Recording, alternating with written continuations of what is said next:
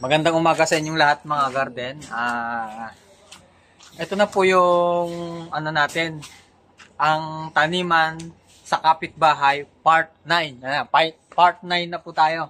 Binabati ko pala ng happy 7th birthday si Drew. Happy birthday Drew. Saka sa kay Tita Happy. Ayan. Please like and subscribe. Click the bell. So ang isi-share namin ngayon ay mag-harvest kami ng bunga ng ampalaya dito sa Malaking Paso. Kung napanood nyo po yung video namin nung nakaraan na nag-harvest kami ng mustasa at saka pipino sa isang paso lamang.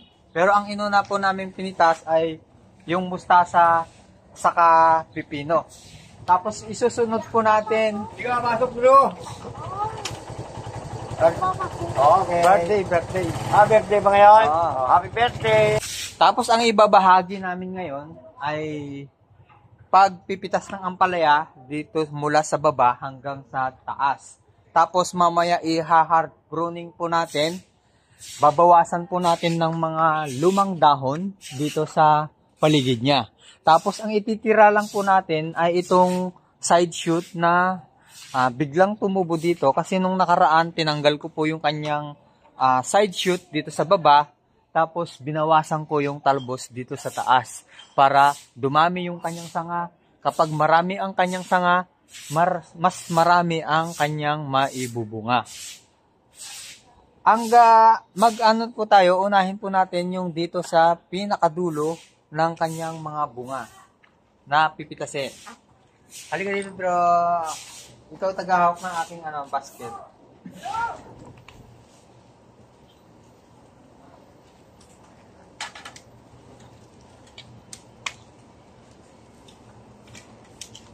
Harap ka doon harap ka doon para makita yung mga bunga. Dito ka lang konti. Ikot-ikot. Yan. Ito ang aming lalagyan. Kung makikita nyo po dito, mula dito sa kanyang pinaka-baba, dito sa may paso na to, ay meron siyang bunga. Ayan o. Hawa ko. 4, 5, 6,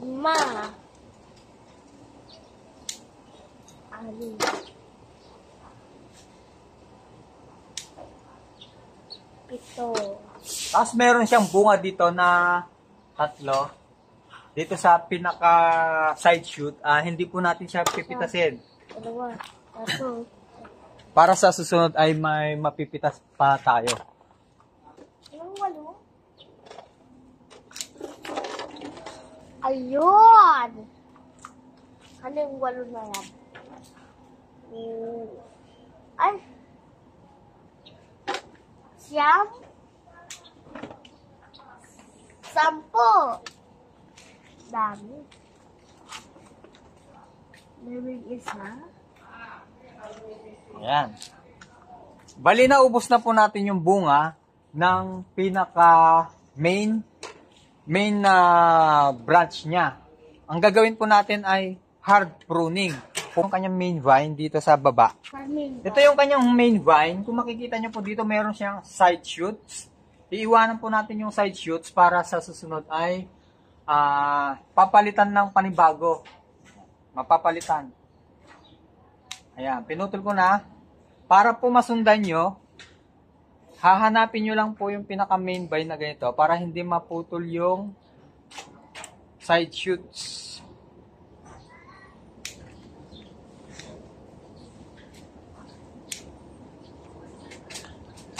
Okay.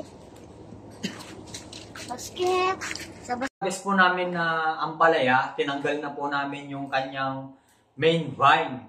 Tapos nag-iwan po ako ng side shoots. Yung side shoots na yun ay siya po yung magpapatuloy ng kanyang buhay. Mamaya bibidyohan ko po yung kanyang labas at ipapakita ko po sa inyo. Tapos ito yung mga harvest po namin na sitaw na black seeds. Ayan o, makikita niyo po yung kanyang bunga. Ayan, napakadami. Tapos ito yung harvest po namin na pipino. Makikita niyo po dito, pipino, ampalaya, talong. ito po yung ipapamahagi namin dun sa group ng Filipino Happy Gardening Worldwide. Abangan nyo po ito. Tapos hihimayin lang po namin to, tapos ilalagay na namin sa plastic. Tapos ipapadala namin sa saan ba ang maganda? GNT or LBC? Wala kasing GNT dito sa amin, kaya susubukan po natin sa LBC. Kapag yung payat doon, meron yung mga papayat dyan na buto.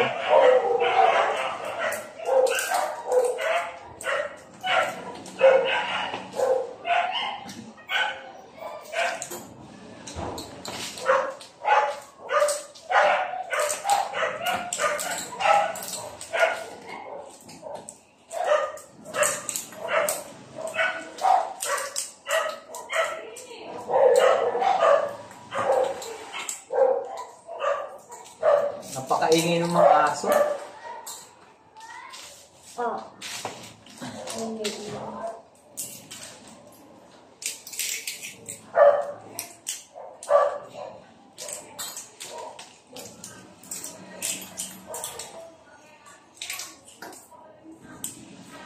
Napakadami na ito mga garden. Sa isang puno lang po ito. Ito yung kanyang bunga. Meron pa akong hindi na-harvest dun sa sa garden ko sa kapitbahay. Wala po nila? Wala ka. Tapos ito yung bunga ng na-harvest po namin sa paso. Makikita niyo po. Ayan siya, oh. 1, 2, 3, 4, 5, 6, 7, 8, 9, 10, 11. 11 na bunga dun sa main vine niya. Tapos, sa side shoots, abangan nyo po yung side shoots, makakapag-harvest pa po tayo. Nag-harvest din ako dun nung nakaraan ng ampalaya na hinog. Mas maganda kapag ang hinog na ampalaya ay dun po kayo kukuha ng binhi. Kasi kapag hindi pa siya hinog, ganito ang itsura niya. Tingnan nyo yung pagkakaiba.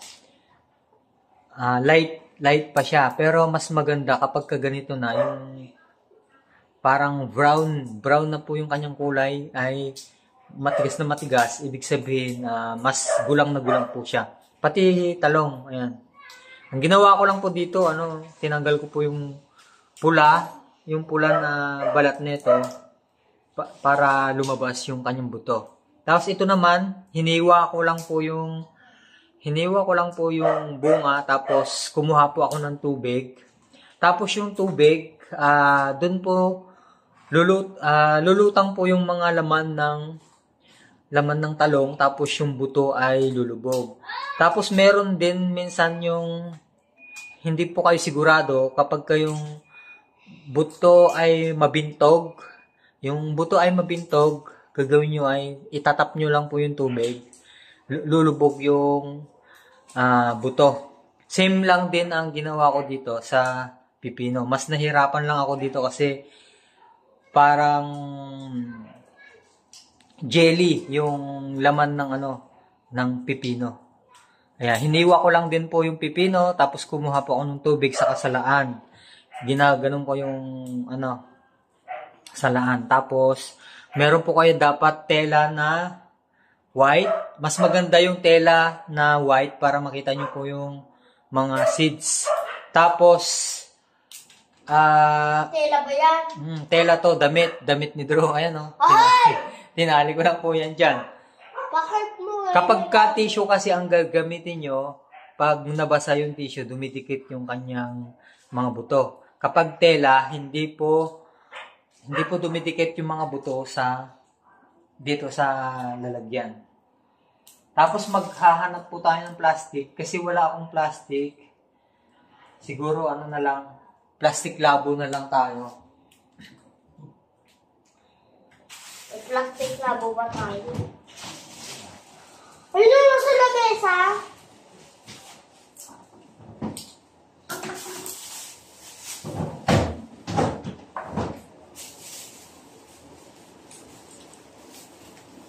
Ayan.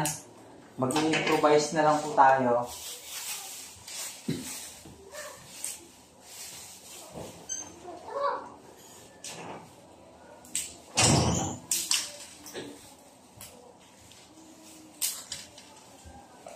Ayan, napakadami yung seeds na babalutin po natin. Bro, ayusin mo yun ha. Pagka may makita ka ganito, tanggalin mo nga yung kulay na ganyan, no? Yung parang may brown-brown. Bakit? Hindi na, ihiwalay mo. Bakit? Parang reject yan. Jake?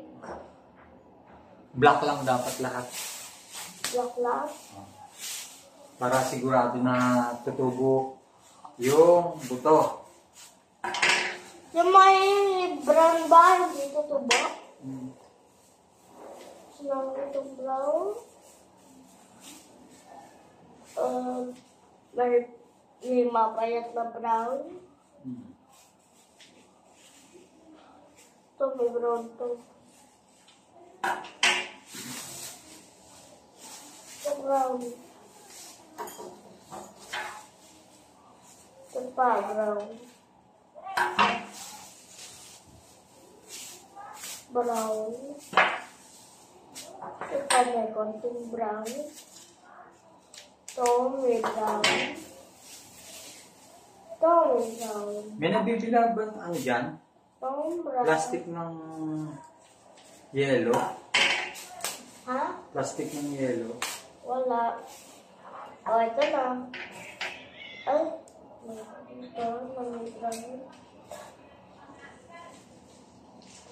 Wala kaming plastic mga garden. Pagtyagaan nyo na lang po dito sa Plastic Labo. Kasi balak ko dapat talaga dito, mekos-mekos. Yung mekos-mekos ko sana ito. Kaso, mahirapan naman yung mahirapan yung magse-separate ulit. E di, paghiwalayin na lang natin para sila na lang po yung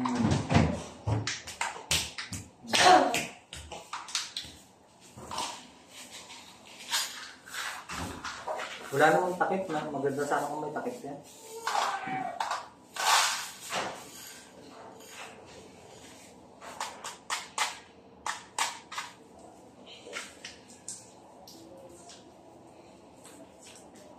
Ano to?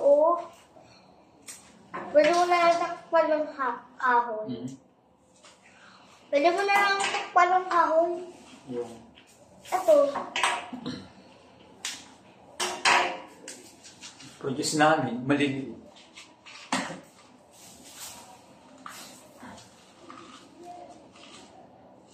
Yung ampalaya, itong isa hindi ko na ipamimigay kasi baka hindi tumubo, nakakahiya. Kaya itong black, yung black lang yung ibibigay natin. Pag-brown, bumalik ka dito! Magkano kayo pamasahin niya, diba? Hi, brown!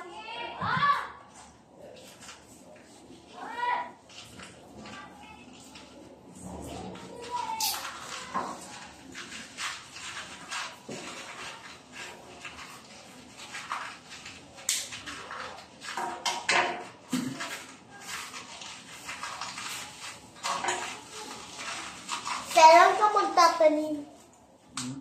Mamaya? Pagka may tanim na tayo. Taniwa? So, gagawa ka pa ng isa pang fence. Okay, lagyan mo dito. Right? Yung sitaw na black. Ayan o. Dami. Buhos. Ay, hindi mo pa nagbalatan lahat? Balatan mo lahat. Ano yung balat? Ayan o, lahat o. Tanggalin mo lahat ng seeds. Bigay natin sa kanila. Huwag kang mag-iiwan. Kasi, pag may taniman na tayo, yan, meron tayong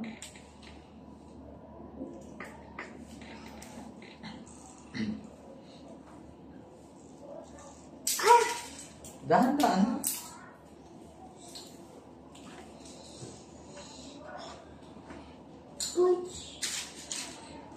Daddy, brown.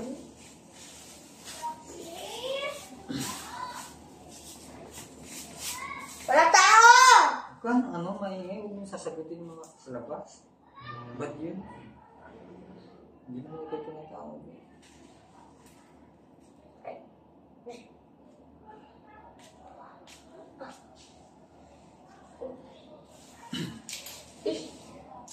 Hindi mo na. Ba't yun? Kasi hindi naman ikaw tinatawag eh. Brown to. Dito yan. Pwede mag-slide.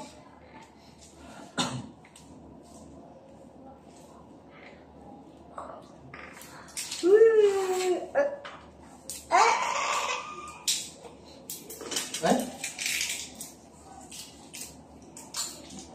Ba't tumatalsik?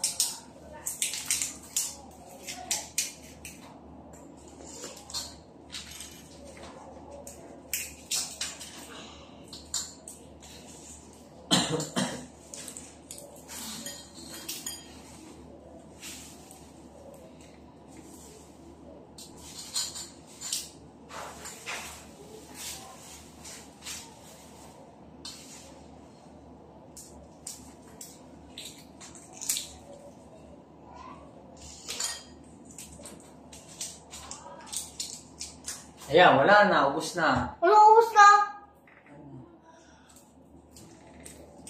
Wala na eh. Project na yan. Ha? Ano to? Big. Sige lang. Nakuha mo yung mga brown.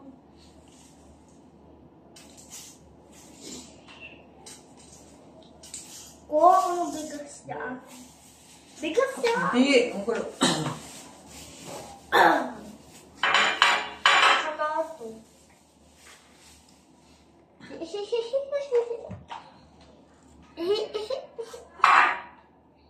Ay, lagay mo dito. Itanim mo yan para ano, subukan natin kung tutubo. Sayang. Talim ko. Mamaya tuturuan kita mag-tanim. Dilagan ko din?